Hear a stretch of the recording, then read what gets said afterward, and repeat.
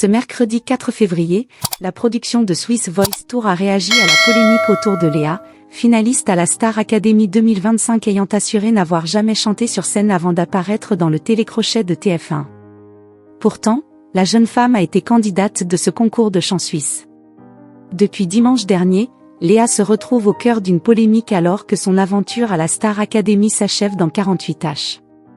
Lors du dernier débrief diffusé en live sur TF1+ ce 2 février 2026, la jeune femme de 22 ans a été surprise de découvrir les images de sa toute première prestation sur la scène du Studio 217, tout comme Ambre, afin de constater leur belle évolution.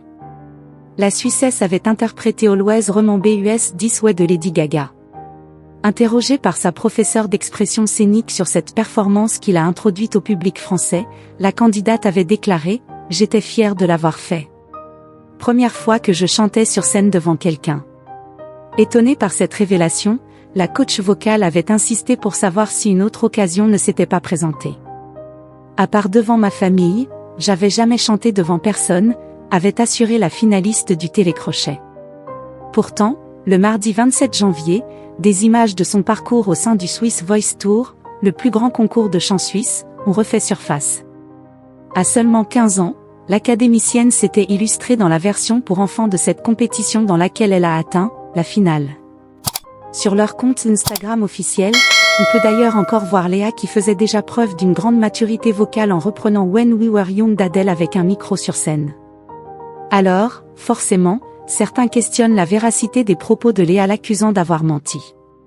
Face aux proportions que prend l'affaire, la production de Swiss Voice Tour s'est exprimée ce mercredi 4 février dans un commentaire de leur vidéo devenue virale en rappelant « Nous sommes ici au Swiss Voice Tour dans le cadre d'un concours non télévisé, organisé dans un petit pays, où les finalistes se produisent une seule fois devant le public sur des télévisions régionales. » Dans ce contexte, Léa a raison et a dit toute la vérité. Inutile de chercher la polémique. Elle a participé en 2018 et depuis, elle a effectivement chanté uniquement dans sa chambre. Les organisateurs ont, de plus, tenu à souligner que l'exposition offerte par la Star Academy était bien différente de leur concept diffusé, une soirée par année sur des chaînes romandes.